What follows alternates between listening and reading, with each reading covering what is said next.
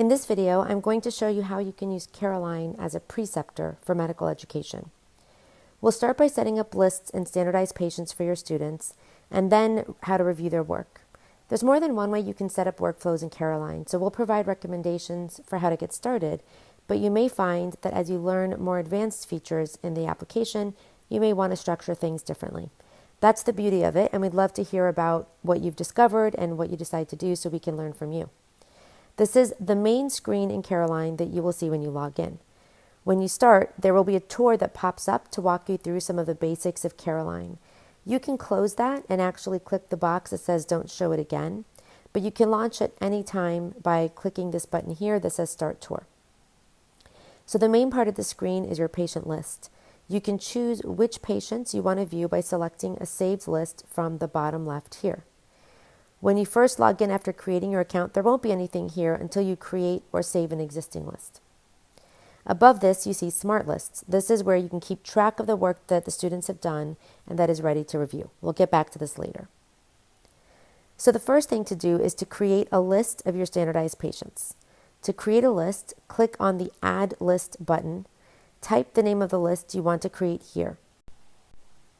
One of the features we're excited about in CareAlign is that you can create a list, let's call it a source list of standardized patients, that every night our engine will copy into a demo list of standardized patients so that you can have one list which is your source. It doesn't get changed except for when you want to change something about your standardized cases. Every night we will copy that into another list with the word demo in it instead of source, so that you have a fresh set of copies of these standardized patients that your students can use to work from.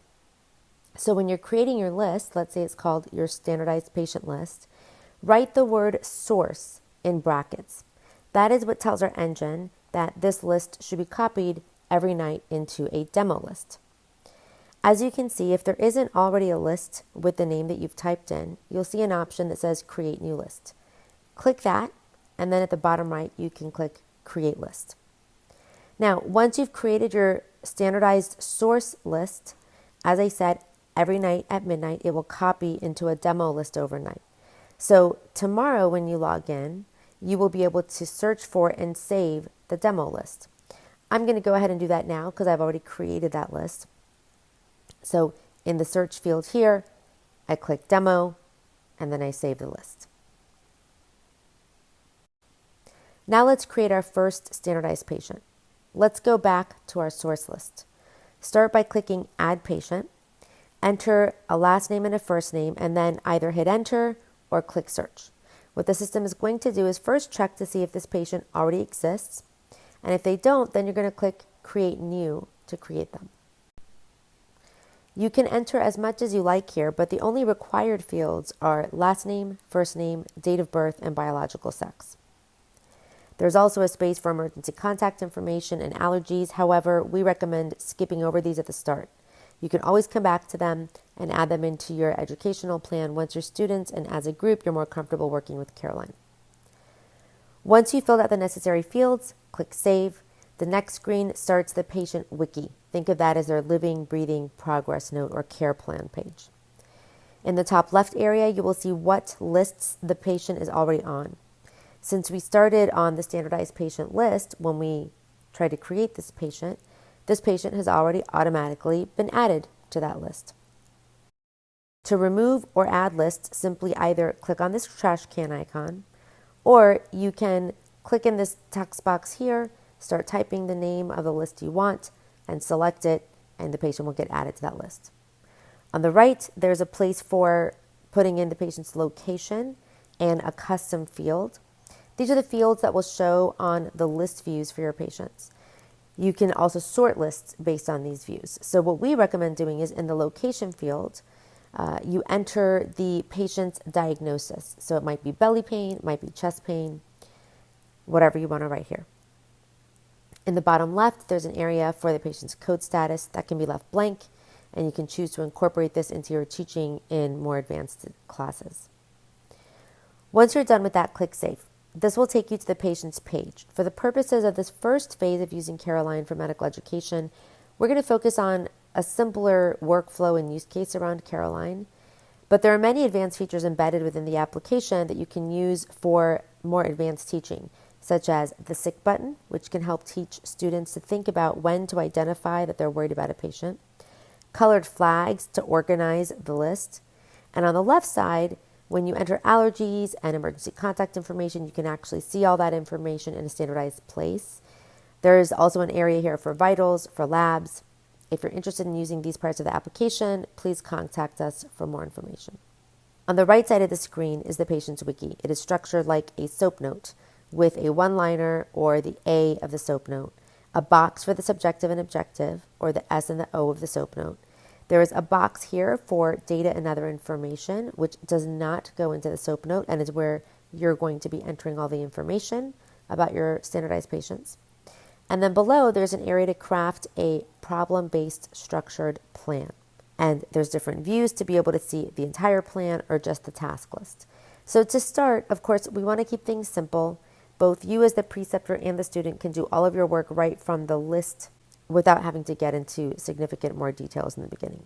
So when you're on your patient list, you want to click on the work list view. What that does is pull in information from the patient's page, like the one-liner, the data box, any FYIs, and tasks. So you want to enter the information that you would have normally put in a Word document or a PDF about the patient into this data and other info box, as you can see here. You can also link to documents that might have more information, like labs, images, etc. All you have to do is highlight text and click on the link button, and then enter the link you want to embed. That's it. You've made your first standardized patient. We're excited to share that we've actually created a way to automate making many copies of these standardized patients, so you only have to do one for each case. To do that, simply from the source list, click on the edit icon near the patient's name, and in the middle name, you want to enter the number of copies that you want made of that patient every night. You can write whatever else you want here as well, but the important thing is the number. Now, once you do that, our engine will do the hard work and create that many copies of this patient every night, and then they're going to show up on your demo list. One thing to note is that if you have a 15 written in that middle name, it's not going to create 15 new patients every day, and your demo list is going to grow from 15 to 30 to 45 to 60 patients so quickly. It's just going to make sure that every morning there are 15 copies that are ready and available to use, and if any of them have changed, then it will replace that. So next, we suggest making a list for each of your students. Once the copies of your standardized patients are created on that demo list, you can then save one standardized patient to each student's list for them to work on. Think of it like printing a PDF and handing it to each student. So first, to create the student list, you're going to click Add List again. Then you're going to pick a standard naming convention. We suggest the word student, then the last name of the student, _ first name of the student. Now, the first time when you do this, that list won't already be created, and there's going to be an option that says Create New List again. You'll do that, add the list, and click Save. Once you're done, you'll see that the save lists are here in the bottom left of your screen, and you can click on any one of them to change what patients you're looking at. But the important thing to know is they're all shared, so if you make one, your colleague will be able to see it. If you make a mistake, don't worry. You can edit the list name at any time. All you have to do is click on this edit icon and then on the icon next to the list name, and then update it. Once you've created all the lists for your students and your standardized patient has been copied, the next step is to put a standardized patient on each of your students' lists. Now, this is something that ultimately the students should be able to do themselves and will be very easy and quick for them to do once they're familiar with CareAlign. But for the first time, we suggest doing it for them. So what you want to do is go to the demo list and start by first adding the student's name to the patient's name so that they're easy to find. So click on the edit icon near the patient's name and add the student's last name _ first initial to the patient's first name. And you can do that in parentheses if you like. Then click Save. Next, move this patient to the students list. So click on the edit icon on the right side of the screen near where it says Wiki Started. And you're going to see in the top left again what lists the patient is on. You want to start by deleting the source list by clicking on this trash icon. And then in the drop-down box, you're going to search for the student's last name that you added to this patient's name so that they match. Once you do that, as you can see, the patient no longer shows up on the source list. They're now showing up on your student list, and that's it. You're ready to go. Now we're going to talk about how to keep track of your students' work that needs to get reviewed. There are a couple different ways to do this, which you can choose according to your preference, but we suggest picking one process for all the preceptors to follow. Part of the idea here is that CareAlign becomes a one-stop shop for your students where they can do their work, keep their standardized patient information, even their real patient work when they're on rotations. And then your preceptors will have one spot where they can review that work, provide feedback, kind of like a student portfolio instead of having to email documents and save them back and forth. This is the workflow we've shown the students. When they're working on a patient, they click on this work list view, and then they'll do the bulk of their initial history taking and writing in the one-liner box. The idea is that they will be able to type into this box while they are talking to their patient so they can learn to manage technology while talking to a patient in a safe space. After the encounter, they can then clean up what they wrote and complete their history. Once they're done, they'll add a task over here to let you know that they're done and that their work is ready to review. They're going to put the date in that they finished so that you can keep things organized, and they will tag whichever faculty member or preceptor will be reviewing their work. Now, as the preceptor, once you've been tagged in a task like this, two things will happen. First, this task will go to your personal task pool. To get there, in the Smart List section, click on My Tagged List. This will show you all the standardized patients with their students' names that have a task tagged for you that you can then work on. Second, you'll get a summary email the next morning letting you know that there were tagged items for you to review with a link that will take you directly to that list. So from your tagged list, you want to click on the work list view again. It's going to show you the one-liner where your student has entered their information and the task that they've tagged you in.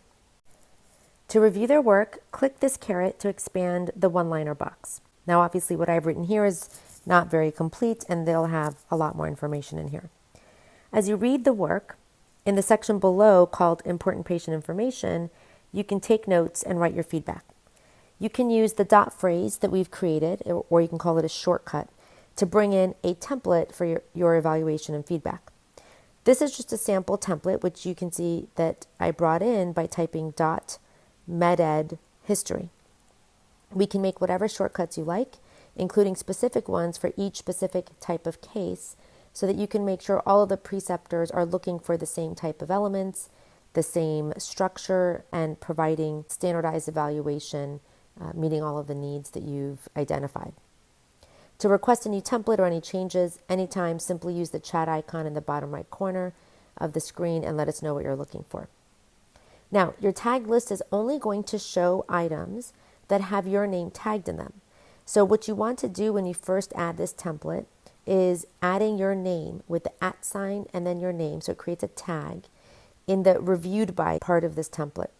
That will make sure that this feedback will show up on your tagged view until you remove that tag. Once you're done writing your feedback, click enter, and you will get this menu for the feedback item. The first time you do this for each patient, we suggest in the problem section choosing the new problem option and creating one called feedback. Then click save. The purpose of this is to keep all your feedback in one place to make it easier to review and to find later. A couple quick features to know about. First, you can double click to edit this text anytime, and it will allow you to edit it right here while you're still looking at the student's work. If you click on the edit icon or the pencil icon all the way to the right, it opens the task for editing in the full menu item, which will then hide the student's work. So make sure to double click the item instead.